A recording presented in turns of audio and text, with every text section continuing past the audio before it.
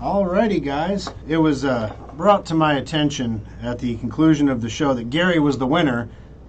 Scott said, "Which Gary?" And I thought, "Oh crap, which Gary?" It was Gary whose phone number ends in 4573. That's who's going to get the call from Marissa. So if you're the other Gary, I apologize for the confusion. We're going to give everybody a couple minutes to get connected before we get rolling here. I hope everybody had a great week this week and that everything went well for you. I had one of those weeks where I got to deal with a lot of things that were, I started a business so I could have more money than God and, do anything I wanted to, when I wanted to, travel where I want to, have all kinds of free time, not have any worries. That's why I started a business. And the first lesson that I tell prospective entrepreneurs is if you're starting your business for those reasons, that's not the right reason to start your business, because that ain't going to happen. It's not going to happen. It's not a matter of level of success. It's just not going to happen. So I got to deal with some stuff this week, managerial stuff, like policy stuff and violation of policy stuff and write-up stuff and discipline stuff and hiring and not hiring. We were supposed to have a new front desk starting in Omaha tomorrow. I went into the Omaha Service Center this weekend. My guys aren't filthy animals, but they're guys, right? And the lovely Kimberly sets the cleanliness standard of the service center. She even had little how to clean me cards made. And her running joke is that she's going to create a YouTube channel called adulting that literally is all the stuff your mom never taught you about being an adult. Like you need to use pillowcases. That greasy head mark on your pillow, that's not sanitary. You're going to cause all kinds of problems. You give yourself acne, nastiness. You can't really wash your pillows, not the way you can wash a sheet. So you need to use pillowcases because there are kids out there right now who are not using pillowcases on their pillows because what's the point? I decided it wasn't fair. One of the things our front desks are responsible for in the service centers is maintaining the cleanliness of the service center. Now, that doesn't mean they have to clean everything themselves. They can tell the guys, clean up after yourself, mop up I'm not your mom, clean that up, that kind of thing. But their job is to maintain the overall cleanliness. One of the parts of their job is to maintain the cleanliness of the service center so that when customers come in, everything is clean and presentable. There's no odd odors, it's clean. The Omaha Service Center wasn't filthy, but clean, So I've been in there the last couple weeks just, pitching in, helping out. And yesterday I'm like, it's not fair to bring in a new front desk and say, this is our level of expectation for cleanliness, and to start her below that expectation. So I took the day Saturday to clean. I cleaned the bathrooms, I cleaned the toilets, I cleaned the sinks. Because yes, even though I own the company and I started this company to make $1 bajillion of money and do anything I want to do, whenever I want to do it, and go travel and do whatever, I still clean the toilets. Welcome to entrepreneurism, guys. So and then, I'm like, I mop the bathrooms because the bathrooms, they never get mopped, right? Everybody mops the main room and the back room. The bathrooms get the doors shut and then no one ever mops them. So I'm mopping the bathrooms, and then I decided I'm going to mop the back room. And one of my guys is like, I've been here for 2 months, and I've never seen anybody mop the floor back here. That's why I'm mopping the floor. You can see the clear line on the floor where I stopped mopping. And the phone rang, so I picked up the phone, and then the floor dried, and you could see where the cleanliness stopped. So yeah, it was fun. So I did a lot of cleaning because I wanted to make sure everything was perfect for our new hire in Omaha, who, she was going to put in notice at her current job, which I really appreciate. I don't like to hire people who are not willing to give their current employer 2 weeks notice, because that means they're not going to give me 2 weeks notice when they leave. She happened to be on vacation when we hired her, so it's kind of rude to be on vacation and phone in your 2 weeks notice while you're on vacation. Week 1 of my notice will be while I'm on vacation. It's not cool. So she waited until she got back from vacation. She put in her 2 weeks notice. 2 weeks has gone by. She was starting Monday. She calls us yesterday and says, my job counteroffered after your last day at work. They waited 2 weeks to counteroffer, and the counteroffer was so sweet she's going to stay. Good for her. I'm glad that she's happy where she's at. That's the quick thing you'll learn. It's, people are a good fit or they're not, and it's better to find out they're not a good fit earlier. The earlier the better. So now we don't have a front desk again. So the job posting is reopened on Indeed. We are looking for a front desk. We're looking for somebody who is personable, who has high energy levels, who is a people person, that likes to actually enjoys dealing with people, talking to people. You can't be a front desk at Schrock unless you're that person. And everyone's got their limits. I mean, I'm an extrovert, but even I get some days where I'm just like, I would rather just be alone and work right now. But you know what? Then somebody comes in the door, and I realize these are the people that are paying for me to be here. These are the people that pay my employees. These are the people that take my daughter to the dentist appointments. You know, I'm going to go help this customer and get them everything they need. And then I do it, right? That's the person we need in the front desk.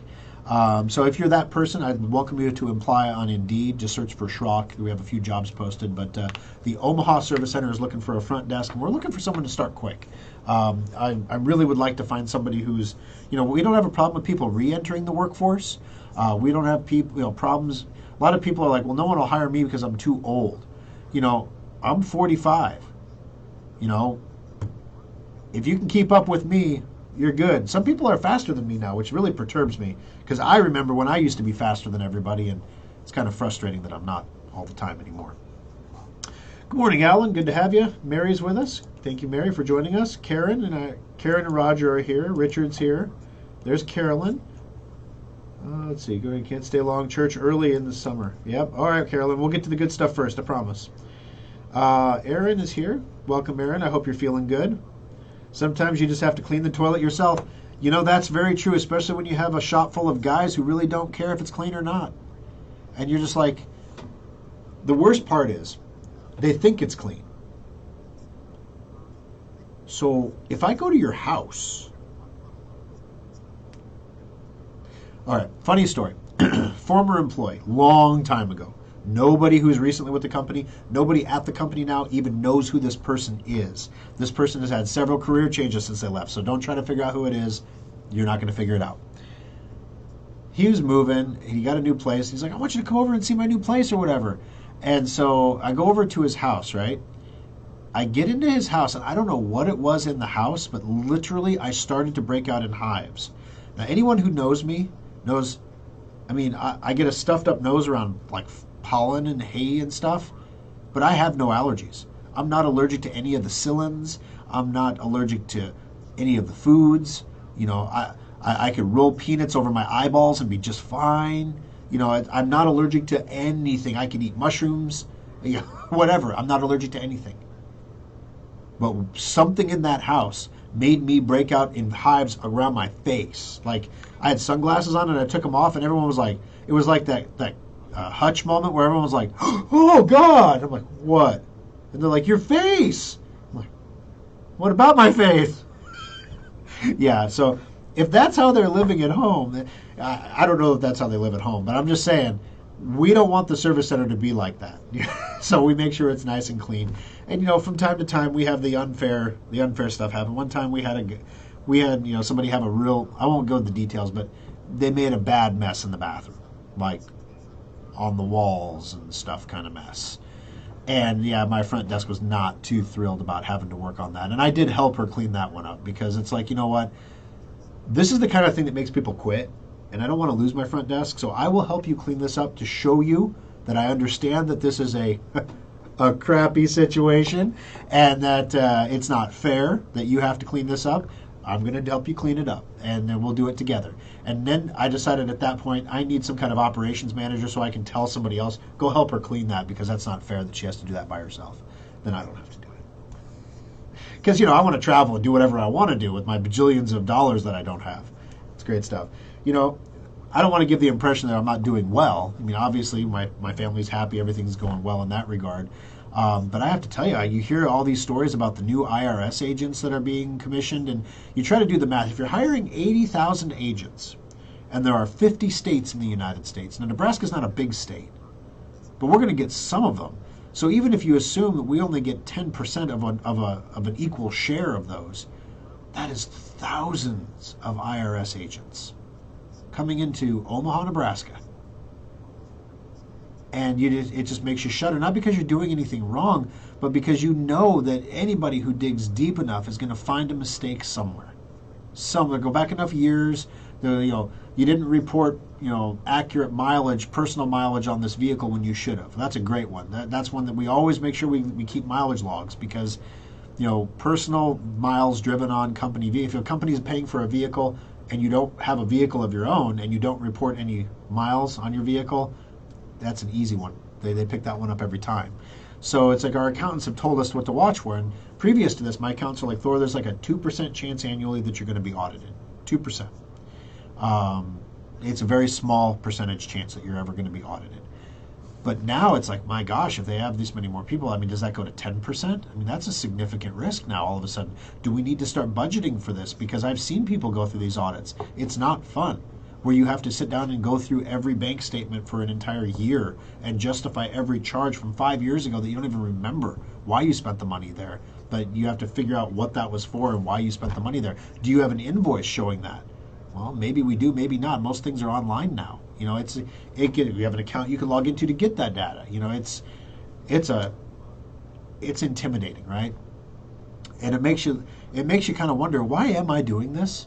Like, with the skill set that I have, this entrepreneurial skill set is incredibly valuable to other entrepreneurs. It is very difficult as an entrepreneur to have another entrepreneur working for you, because if they're really good, they'd be running their own business. And if they're not good, they can certainly help you run yours. So you want to find the B-list entrepreneurs and employ them. But then they always have some side hustle that they're going to launch, and it's like they're always distracted, because that's just how we are as entrepreneurs. But they see opportunity everywhere too. And so it's one of those things like, man, with my skill set, if I was content to say, like, you pay me a ridiculous amount of money and I will work in your company as if it was my own. But I don't have any of these other risks over here. None of these other risks. Some days you're just like, maybe it's worth it. Maybe this is getting to be too much. I don't know. So anyway, it's the stuff going. I got some stuff in the world going around us. If you've been reading the news, I've seen some rumblings and it could just be, I mean, these rumblings have been happening for a while, so I don't want to read too much into it, that China might be preparing for some kind of military conflict. Of course, there was the attempted assassination of Dugin in Russia yesterday. Dugin is a guy who's Putin's Rasputin, basically. He is the guy that... all right, you're familiar with Manifest Destiny, right? You learn about Manifest Destiny in school. And Manifest Destiny was the doctrine that the United States had the right to expand to its furthest natural boundaries, which in this case would be the ocean, which is a completely made-up, man-made... There's no God-given right to expand to your nearest natural boundary, and kill everybody that's in the way. It's like that's just made up, right? Well, Alexander Dugin basically was responsible for the version of Manifest Destiny that Putin invests in. That these lands should be part of Russia. That the greater Russia area, the Soviet Union, post-Soviet Union collapse was an apocalyptic time, where Russia was victimized by the world. And so we should take Ukraine back. Now, I won't say that Dugin is the person that engineered the entire invasion of Ukraine, because if that's the case, maybe it was Putin that was trying to kill Dugin. I don't know. But somebody tried to assassinate him. Anybody who's got the president's ear, like Alexander Dugin does, and such a powerful ear as Putin's, is a target. You want him out of the way so you can have the president's here. So this could have been an internal rivalry within the Russian Federation. This could have been a foreign government assassination plot, like from Ukraine or some other government. But basically what ended up happening is he and his daughter had attended it's basically like a poetry and music festival, and they were on their way back from it. They were driving themselves, apparently, and they had multiple vehicles. And at the last minute, for whatever reason, Dugin and his daughter switched vehicles. Maybe she wanted to drive the Land Rover, I don't know. She was driving it for about 10 minutes before the vehicle exploded, literally incinerating her. Like, she is dead. She's atomized, basically. She's gone.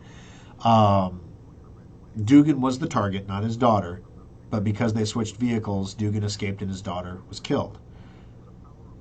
This could have some serious reprisal potential, because if Dugin still maintains the ear of President Putin, you can imagine the first ear he's going to go talking to about who the hell did this and why and how do we find them. This could cause an acceleration or an escalation in the Ukrainian war, for example. So that's of concern. The other thing that's concerning is there's reports that after the Communist Party election, President Xi will probably win another term, right? The whole system is engineered to make it very difficult for him to lose. Once that's done, anybody who opposed him during the elections will be purged or killed or sent to a labor camp or whatever. And then Xi's hand will be free to do for the next 6-8 years whatever he needs to do. And there are indications that one of the things that might be on the table is some kind of a military move on Taiwan. Now, I'm not so certain that China wants to invade the main island of Taiwan. China is just as reliant on Taiwanese semiconductors as the rest of the world. China does not have a domestic semiconductor industry that can match the one in Taiwan. They're desperately trying to get there, just like we are. We're trying to get there too, so that we're not completely reliant. Now, the nice thing is we can go to Taiwan Semiconductor and ask them to open a plant in America, and then we get the benefit of all the knowledge and equipment and experience and everything to build that plant. Whereas China has to steal all of that and bring it back to China and try to create like a knockoff. So the Chinese version may not be as good as the one we build, but the one that China builds will be a lot cheaper and a lot faster than the one we build. So who knows? But there are several islands that surround Taiwan that are considered Taiwanese stronghold islands. Taking those islands would be a PR victory inside of China, letting the Chinese citizens know that we are reunifying Taiwan as promised. It would allow China to position military assets even closer to Taiwan, so they wouldn't have to, deal entirely with the Taiwanese Strait in an invasion attempt. There's a lot of warning there if you're launching boats across the strait that the invasion is coming. And Taiwan has been building missiles and building missiles and building missiles. There's not enough missiles on Earth to block a Chinese invasion of Taiwan. China would eventually invade Taiwan. There would be a guerrilla resistance in the mountains. I mean, it would get messy, and the chip flow would stop. Which is one of the reasons, I'm like, do we stock up a little bit? I mean, if everyone else in the world is cutting inventories right now because they're oversupplied, there's a slowdown coming, is what everybody says. And we see it. This is the weirdest economy. I can't make heads or tails of it. Like, sales are up at Schrock. Customers are up, but customers are making smarter decisions. They're making more cost-effective decisions. Smarter financially is what I mean. They're making more cost-effective decisions. So as opposed to buying the new computer and doing the data transfer, they're doing a core upgrade. And we have them on special right now. That could be part of it too, but we're seeing a lot of customers. Each service center is doing an average of 3 core upgrades a day. So that's 12 a day. I'm ordering a dozen chips a day, and they come into the service center kind of staggered, so we're getting them shotgunned out everywhere as fast as we can. We're doing everything we can to make sure, do you want a Ryzen 5? Do you want a Ryzen 7? Would you like a Ryzen 3? Which chip do you want, so we can spread the demand out over several chip lines, because we're restricted on how many of each chip we can get in, which is in turn making me think about the upcoming holiday special season. Should I start buying motherboards now? I haven't really been looking at quantity limitations before, or recently. So I started looking into it, and sure enough, I can order 4 motherboards every 2 days. Great. So if I want to have 100 computers on hand, which is what we need for the holiday special desktop, if I can order 4 motherboards every 2 days, let's do the math. How many? Literally, and then we're going to sell some of those boards. So shoot, And so I started ordering more motherboards, trying to get ahead of this, and then people are coming in for the core upgrades, and they need the motherboards. So they're sucking them right back out again. And I'm like, we're going through parts faster than we have before, even though everyone else in the economy says it's slowing down. We're seeing housing prices coming down. We are seeing that in the high-end housing market in Omaha right now. 5,000 square feet and above is trending down. We're seeing houses that would have listed for $900,000 a couple months ago, listing for $750,000, $800,000 right now. And it's just a matter of time till that filters down into the lower market. Real estate experts in Omaha are saying that there's not going to be a huge decrease. It's not going to be like 2008, kind of like plunk. But we're going to see a drop in demand because of interest rates going up. And that drop in demand might cause not necessarily a huge decline in housing prices, but you'll get better terms. For example, you'll be able to have a home inspection again before you buy a house, because there won't be so many people competing for it that you just literally had to buy it sight unseen. You couldn't do an inspection. Or it's becoming more of a buyer's market. So a seller might be willing, for example, to there's the church music. The seller might be willing to, there we go, I tuned it down a little bit, buy points for you on the mortgage to reduce the interest rate. Things like that. So there's some, they're willing to fix some things that maybe they wouldn't have otherwise been willing to fix. So we're seeing a little bit of an improvement there. But it doesn't make sense. Like, we're seeing some areas doing really, gas prices are down a little bit. A lot of that has to do with the SPR reserve being tapped, and what some are saying is the spoofing of the futures market. There was a bunch of people from JP Morgan who were just prosecuted for spoofing the gold and silver markets. It's the same thing. Basically, you place fake orders. So at the trading desk, you say, I want to place an order to buy X number of barrels of oil at X price. Now, before that order is ever filled, as the price moves closer to that order gets canceled. So then it disappears. But it was influencing the order book the entire time it was there. So if you put enough of these fake orders in that are appearing and disappearing all the time, you can raise or lower the price of a commodity. So some people believe that that's what's happening with oil right now, that we're seeing an artificial lull in the price of oil, or someone's playing games with the supply numbers, like how much we actually have, what are the draws on supplies and refineries and things like that. Because we can just revise it next month, right? If we report it this month, the price comes down in gasoline because we have a glut, so the price of gas comes down, and then next month we just revise down. So we have one good month, one really bad month, and then right before the election we have a couple good months. It could be that, who knows. It could be that we're in a recession and that demand is going down for fuel. Yet everyone in the administration says we might be in a technical recession, but you can't have a recession when you're adding all these jobs. But then you look at the jobs report and you realize that the jobs that we're adding are part-time jobs, and they're being taken by people who already have an existing part-time or full-time job. So what you're seeing is people are taking on extra jobs, and the workforce participation rate is staying about the same. So people that are working now are working harder to deal with inflation, I'm guessing, to maintain their lifestyle so they can still eat meat, they can still drive where they want to go, they can take the vacation. They're just realizing they got to, bring in a little more money than before. So it's just a confusing picture all the way around. Is the current stock market rally that we've seen, is it a what do they call that? Like a bear market rally. So in other words, we're going to hit new lows.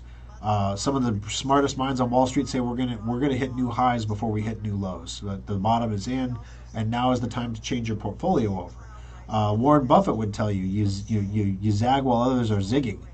So if everyone is freaked out and getting out right now is the time to move your money in and buy things that are valuable because they're cheaper, they're on sale. So there's all these, all the prevailing wisdom, and then you have everyone who went through the 2008 crash, and they're like, if something big like that is happening again, and we're just in the start of it right now, I don't want to lose half of my retirement 5 years before I retire, because as right as Warren Buffett is, I don't have the 10 or 15 years to wait for the recovery to happen. It took 15 years for housing prices to get back up to where they were before 2008.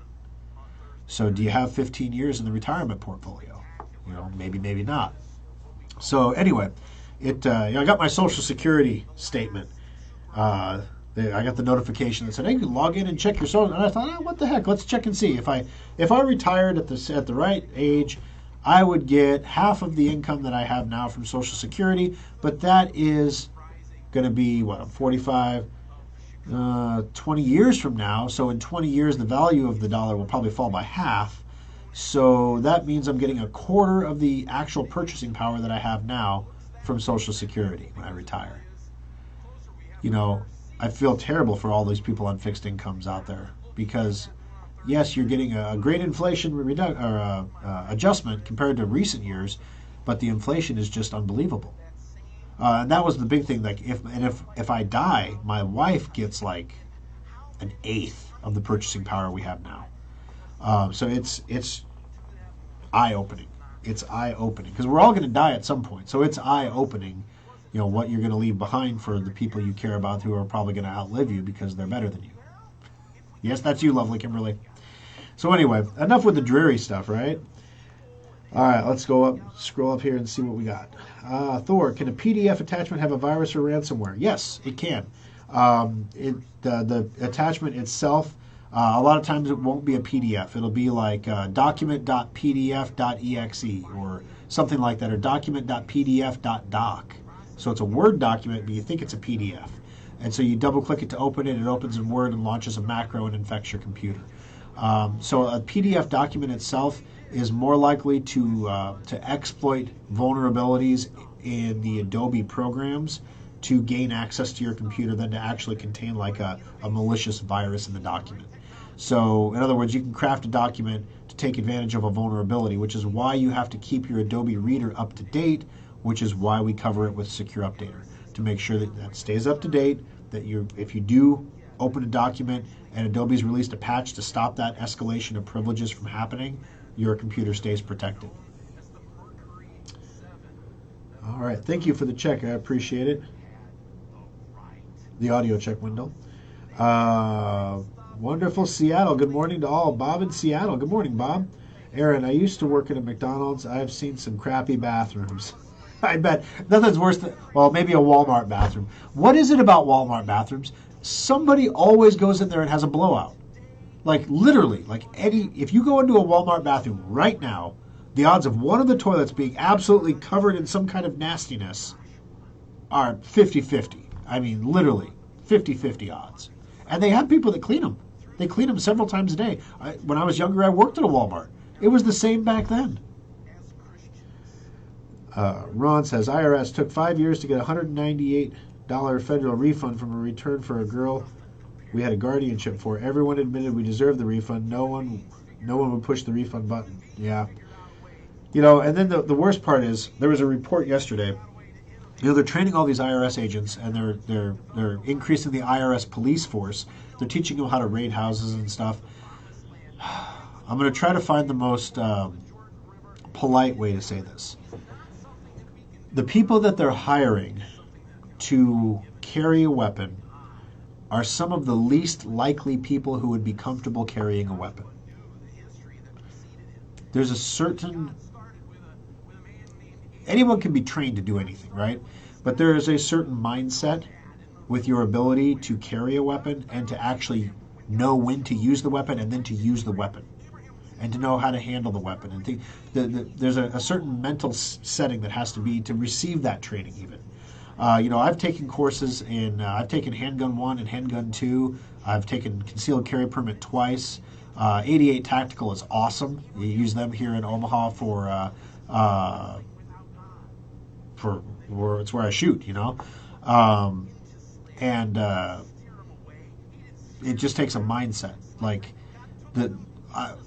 a mercenary taught our CCW course, right? Like the guy was an actual merc. Like he's for hire. You could hire him and he'd go fight. Now that's not everyone at 88. I don't want to give you that impression because he was very friendly. And the guy that taught the course, his nickname was Soap. I don't know why. Did Soap teach your course? Soap was hilarious. Like it was a great, way better than the first concealed carry course I took. The 8 hours just blinked by. It was awesome, and I learned new things, right? So anyway,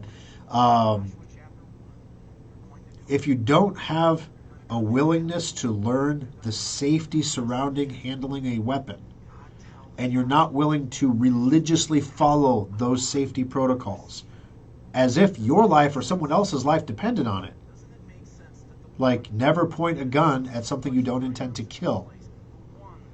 They were showing training videos of these IRS agents. And again, they're in training, so that's part of what training is. They have the rubber blue guns, right? They're in training. They're not real guns. You're supposed to mentally set yourself, this is a real gun, right?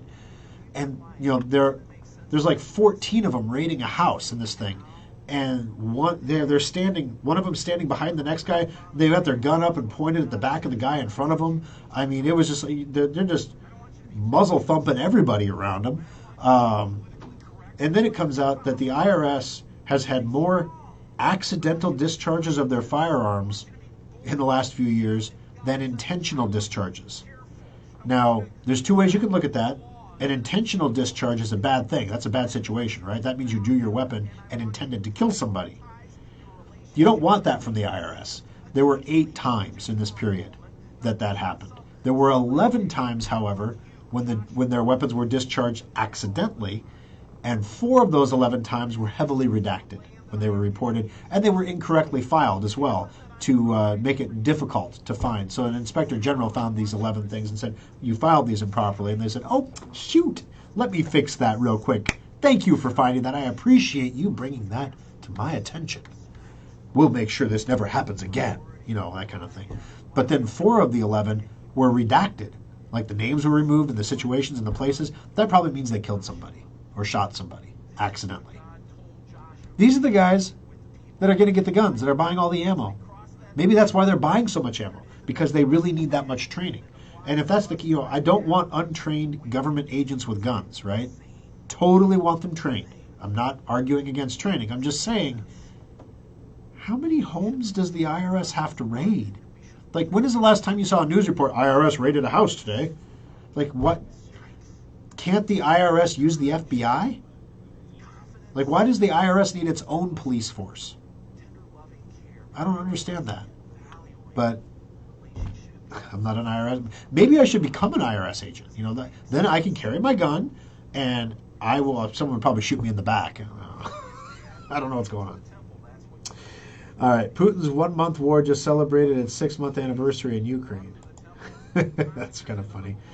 Hello, Schrockville. I seem to join After Schrock late every week. That's all right, Mark. We don't have an official start time, so you're not late. I was just early. See? See how that works? We're accommodating here. Good morning, Janine. All right. Might just be me, but audio is off and on again. Yeah, everything is good on my end here, so it could be that that your connection is blipping a little bit. Barbara says, and Social Security thinks that you'll wait to retire until 67 these days, probably higher when you get close to that. You know, that was one of the things, like if you wait like an extra 3 or 4 years, you get so much more money. And I was like, someone out there, some retirement guy's got a formula that's like, how long do you think you're going to live? Like, what's the average life expectancy? And then here's the difference in the money. So if you take it earlier, you get less money per check, but you get more checks. So do you get more money or less money? You're getting the money earlier, so it has more purchasing power. So if you're able to bank it or save it or invest it, you might get a better return than if you were to take the larger amount of money later. So I need to find.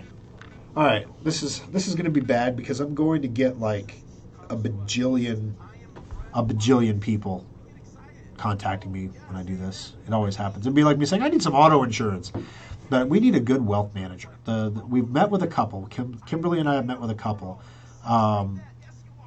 and I get it that I'm not at that point in my life where I have incredible amounts of discretionary income to invest. Most of my wealth is tied up in my company, as it is for most entrepreneurs. I've got a 401k. It's not actively managed. If I was to set aside money to invest in a stock portfolio, it certainly wouldn't be the $400,000 minimum that most places want to see. But with that said, we have a special needs little girl. I like guns, so I might want to buy some nice guns. We need a gun trust for our guns, so that there's a plan when something happens to me or happens to the lovely Kimberly that those can be handled properly. We need a family trust. We don't, have these things. What happens if the lovely Kimberly and I are both in a giant car accident? What happens to the company? Who runs the company? These are all things that we need to set up. It's like all that, end of life planning kind of thing.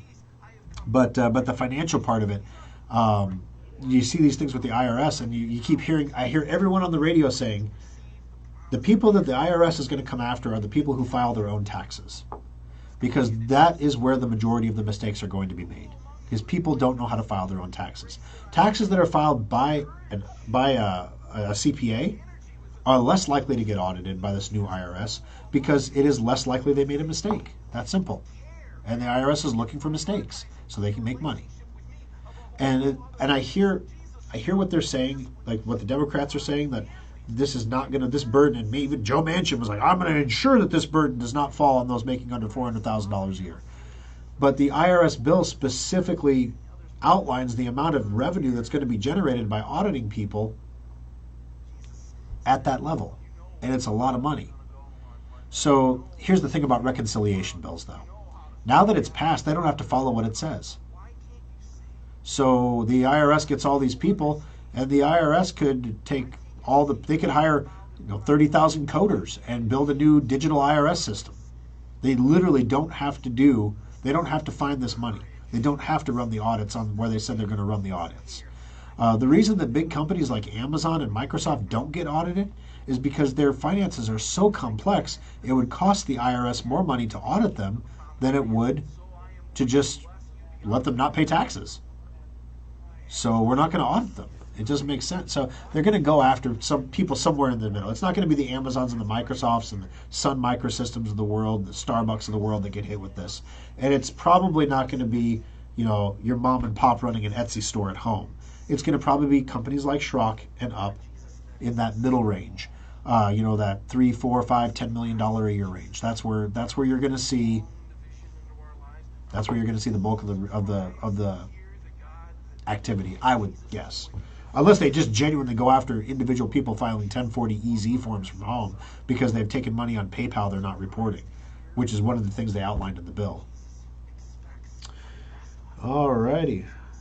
Let's go back in here. Thoughts about Trump's Fourth Amendment claim. I haven't read a ton about it, but from what I've heard, the argument is, of course you have a Fourth Amendment right in the Constitution against unreasonable search and seizure. And so the argument here is that a federal judge or magistrate or whatever granted a warrant to the FBI to enter a citizen's home, and that warrant was written in such a way that if the president had written down his McDonald's order on a napkin and slid it across the table to somebody, that would be covered by the Presidential Records Act. And that's a document that could be seized. It was written so broadly that literally any document that the president touched over the last 5 years, 6 years, was something that could be seized. And in fact, they seized things that they shouldn't have seized because they returned his passports back to him because they took them without going through the documents. So they didn't even go through the documents they took. They just grabbed the boxes of documents. We'll go through them later. So who knows what private personal information was in those documents that had nothing to do with the presidency, had nothing to do with anything related to January 6th or the Presidential Records Act. And so I think that is what the crux of this argument is that the FBI did not have a right to come in and seize every document in my office. They exceeded the boundaries of a reasonable search because the judge told them they could. But the judge was wrong because that was a violation of my constitutional rights.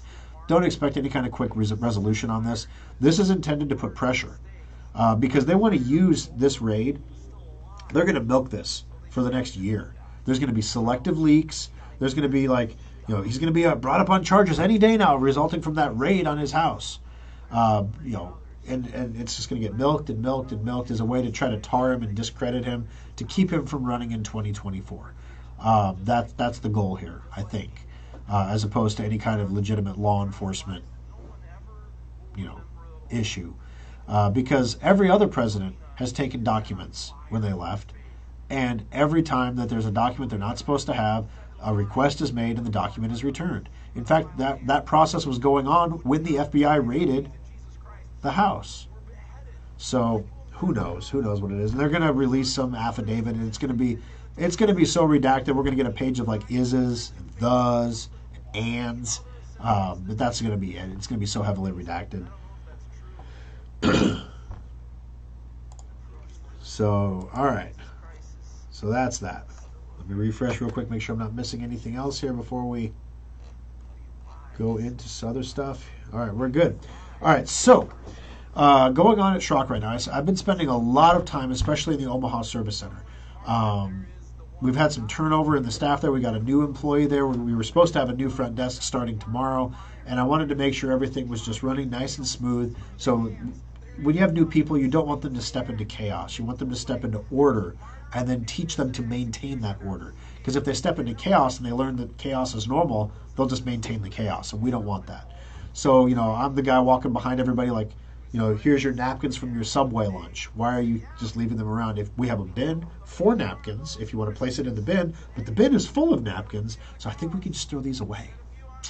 Okay, hey, here's this Post-it note. You wrote a phone number down on it. We don't know whose number it is or why you wrote it down. It's your handwriting. Do you need this anymore? Oh, no, I took care of that. All right, let's throw that away then. Just the little loose ends, the small things like that, Tanner was checking in. We had a data recovery. So a customer brought a drive into us. It's recoverable. So they were bringing in a destination drive. And he took the drive from the customer and he put a piece of our blue tape on it, like the painter's tape, which is what we used to label things. And he wrote down the work order number for the data recovery. All good things. He took the time to label it so that we could identify it in the service center. Perfect. But the little thing was you're supposed to create a new work order for that drive as a data transfer destination for the data recovery center. Why? Now there's a paper trail that the drive was dropped off because let's just say I was taking out the trash and I had my earbuds in and I was dancing. Janet Jackson was playing, Rhythm Nation in the data recovery lab, things crashing everywhere, money just coming in. Oh, my dreams are coming true. And in the process of sweeping that trash in the barrel, I sweep that hard drive into the barrel and don't realize I did it. Now you labeled it, you did everything right, but there was no record that it ever came in. So when the customer says, I dropped that off, I'd say, no, if you dropped it off, there'd be a work order for it. And there's no work order, so you didn't drop it off. So, we're still learning new things. The small details are the things that make and break a service center. And so the big things are easy to learn. Customer service, making sure customers are happy. I'm still begging people like the new guy, when you put people on hold, may I ask you to hold, please? And then you wait for the answer. You don't say, can I hang on? Can I have you hang on just a quick sec? Nope, that's nothing wrong with that. It's perfectly pleasant, perfectly reasonable, but that's not how we say it. And then when they come back from hold, thank you for holding, Sally. Are you still there with me? Why do we do that? Well, we have multiple phone lines. Did you pick up the right line? If it ain't Sally, now you know, because you called this guy Sally. My name is Bill. Oh, Bill, I'm sorry, I picked up the wrong line. Okay, whatever. Are you still with me? Thank you for holding. Your time is valuable. I appreciate you being patient while I looked up something for you. Can you hear me? So we've reestablished communication. I've thanked you for your time, and I've confirmed that I'm talking to the right person, all with one smooth sentence. Thank you for holding. Are you still there with me, Sally? That's why we do it that way. 23 years, we figured that out. But yet people are like, oh, I don't think I need to do it that way. So we gotta train, and it's training. We just gotta train and train and train. We have a new employee in Omaha, a new bench tech in Omaha, and we were going to get a new front desk, and I was so excited to have a new front desk, and now we don't. So if you want to be our new front desk, we'd love to have you. All right, let's see here. The lovely Kimberly is texting me.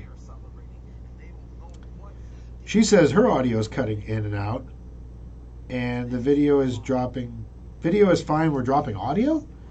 Well, for some reason in here, no, wait. I'm not getting my my text anymore. That's odd. Yeah, I've got levels. Let me double check that I'm broadcasting audio levels. Real time, baby. Oh yeah, we're in the red. We're in the red! So yeah, I've got audio. So yeah, so it's either dropping intermittently on Facebook's side or, tech is tech.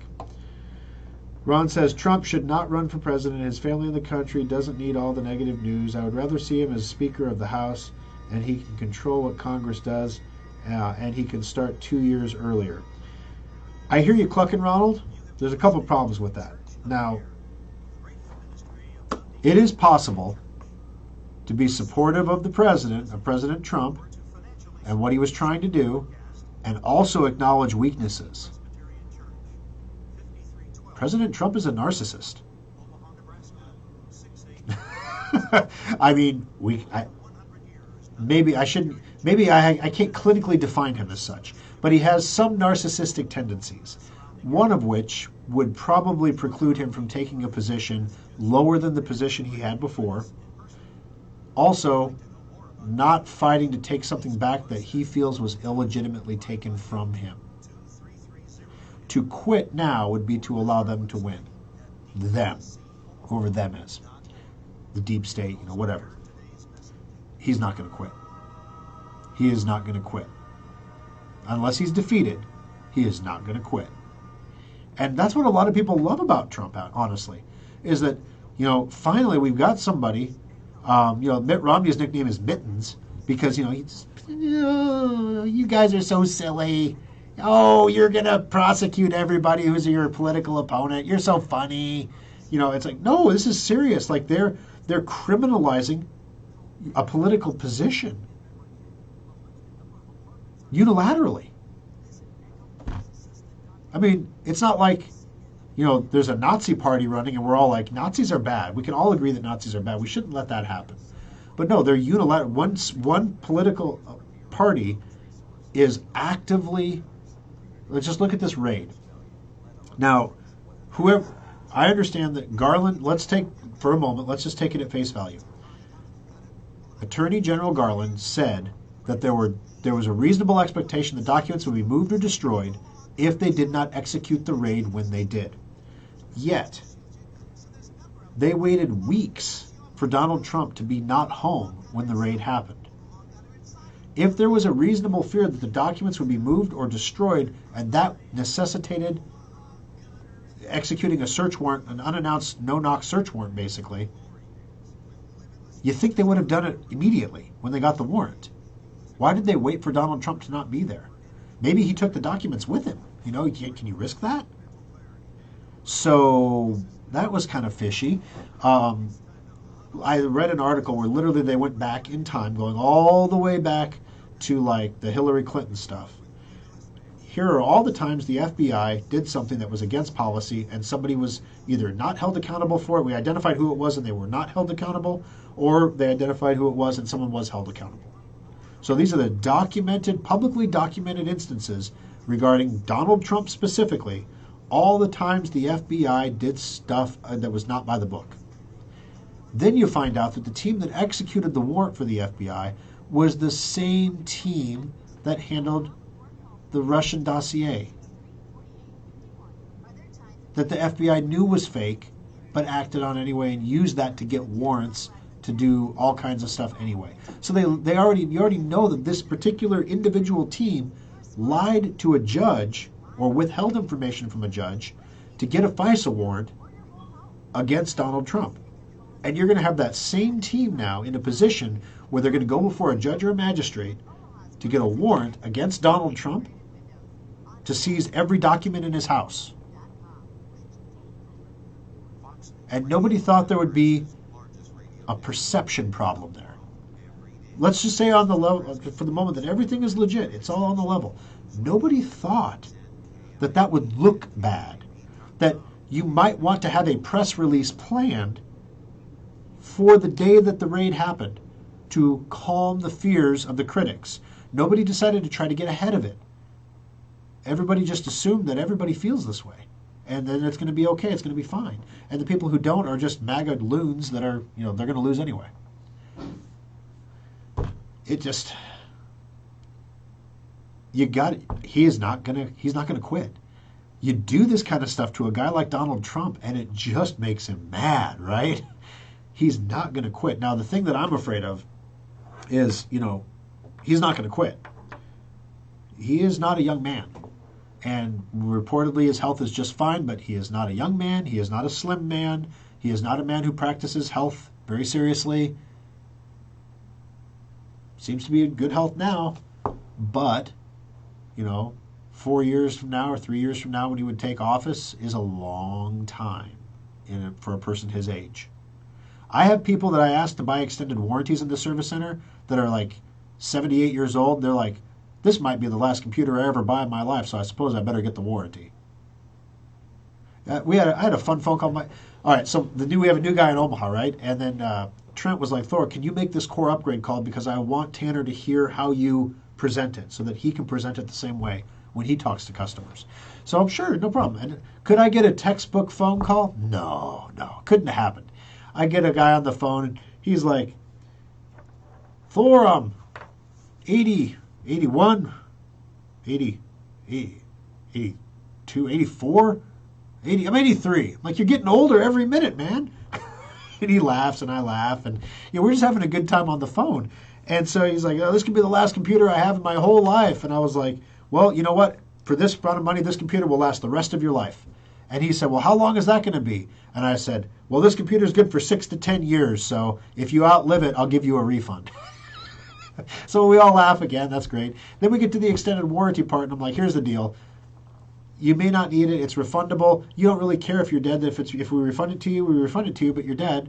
But if you need it and you're alive, you're going to really want to have the warranty.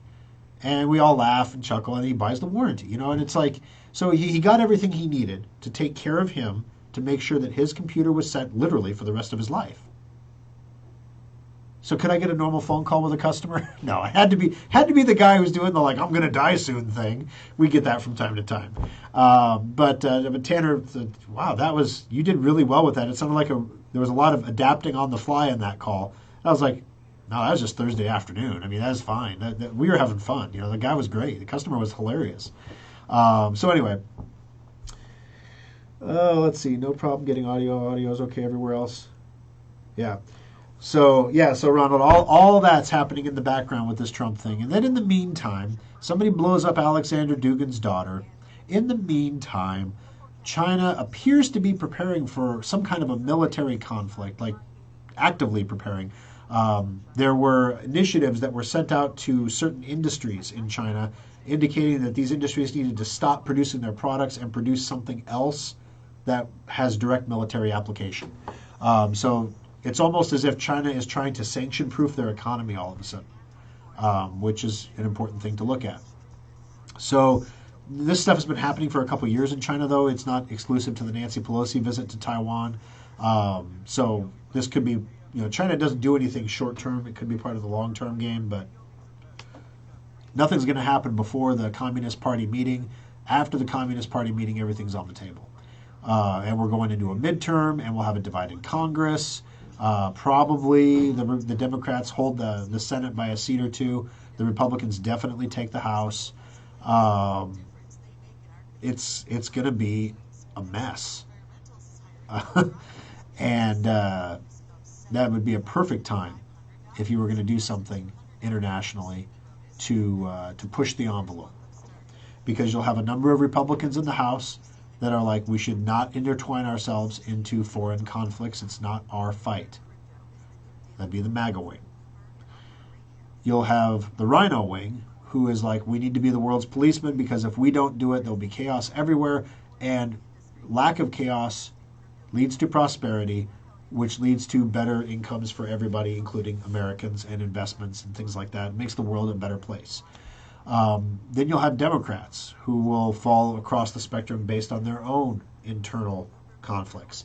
It's going to be difficult to have any kind of a coordinated response unless like something crazy happens and like they sink an American aircraft carrier in the Strait of Taiwan or something. Then there won't be any doubt. Then it'll be 9/11 all over again. But again, I worry if something like that does happen, like the computer industry is on its head all of a sudden. There are no chips. There are no motherboards. There are no hard drives. Literally, it's what's in the pipe is what we've got. And getting as much of it as you can. Imagine what's going to happen to the prices of these components. You're going to have people buying whole computers just to part them down for the parts so that they can have parts on hand to fix other computers or sell. It's going to be a weird period that probably will never be repeated again in IT. But we've never had a serious international conflict with a large power in the age of information that we're in now. Never happened before. What happens to Schrock Innovations if you knock out the internet? Trying to form contingency plans, right? Most of this is disaster related stuff. We can pop a hotspot on one of our cell phones. But if you take down the entire internet, if you do a denial of service attack on the main DNS for the internet, we can't create a work order. We can't take a payment. We can't pay a lot of our bills. a lot of banking transactions that are automatically supposed to happen, like rents and stuff like that, won't get withdrawn. Um, Camera systems won't work in the service centers. Uh, Schrock desk won't work. I mean, literally, like without the internet, we're back. We're old school again. And a lot of people kind of laugh and be like, "Oh, I'll fit right in then." No, you won't. You do not realize how this has permeated your life. How much music do you have downloaded to your phone that does not stream from the cloud? Can you even listen to music? You might have some CDs around still, if you still have a CD player. Most cars don't anymore. I mean, it's going back to analog would not be fun. We'd survive, duh, we'd survive. But, you don't even have a phone. How are you going to call anybody? All calls are voice over IP now. Half the phone systems don't work in America now. And not just the phone systems in offices, but like the cellular systems. They're voice over IP. That's how they get so many calls on the lines now. Yeah, it's something to think about, right? We are very dependent on the internet. So it's almost like there's nothing different here. Like when electricity came about and everybody became dependent on electricity, it's like, what happens if you lose electricity? And then, everybody became dependent on, transportation. What happens if you can't drive anywhere, can't get around, can't fly, can't drive, you're limited to everything that's within an X mile radius of your house. Oh, golly. And now it's what happens if the internet, what happens if the internet goes down? Oh, no, what are we going to do? I've got a phone book. No, I don't have a phone book. I can't call anybody unless how many phone numbers do you have memorized?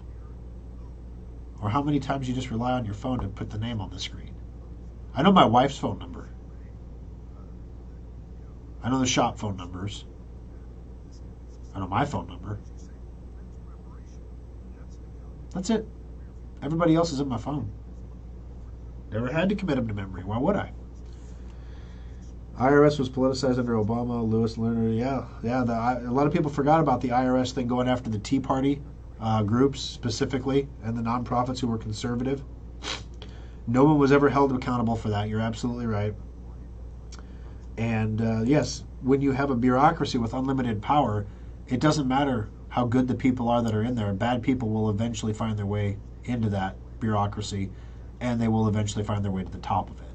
And when they arrive, if it's the perfect mix of bad people in many places, you can have a very, very bad situation.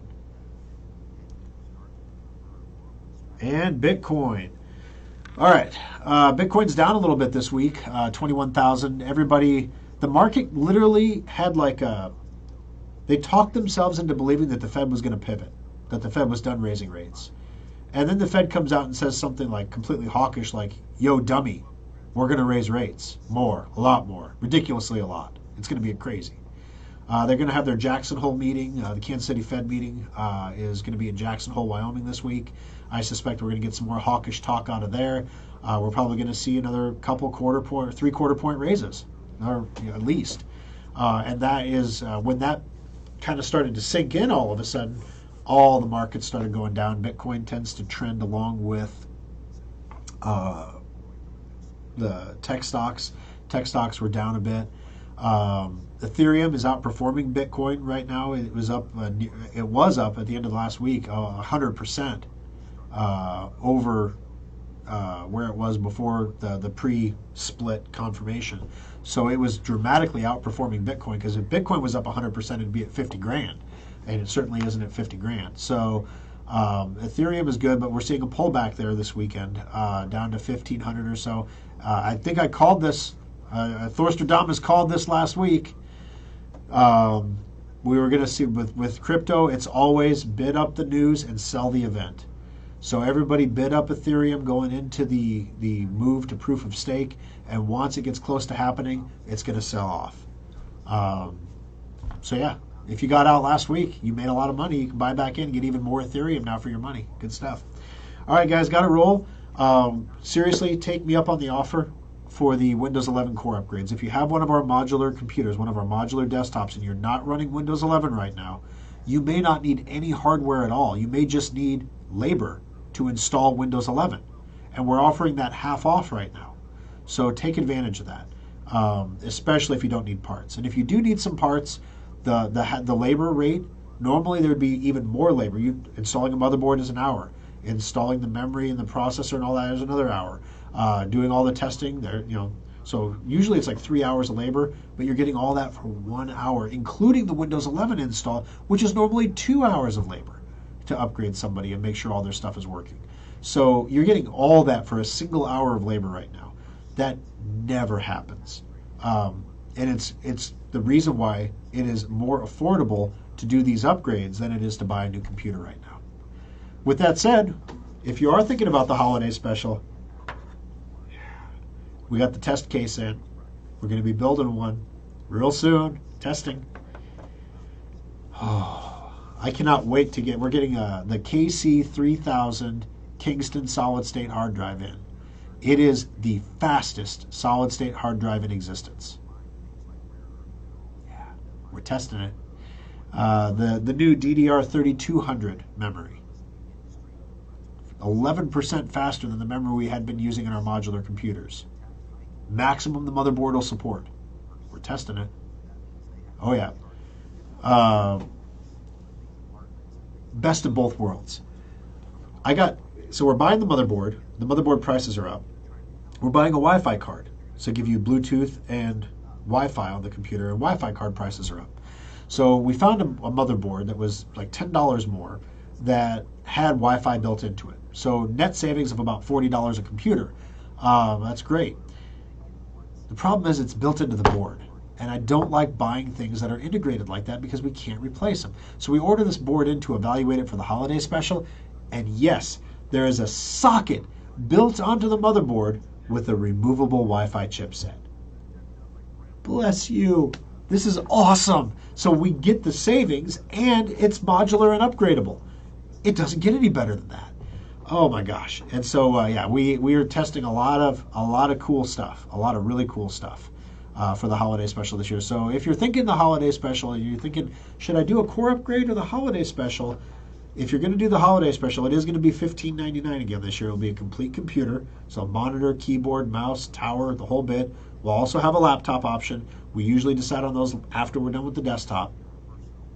But a core upgrade, worst case scenario, if you needed every possible part, would cost $675.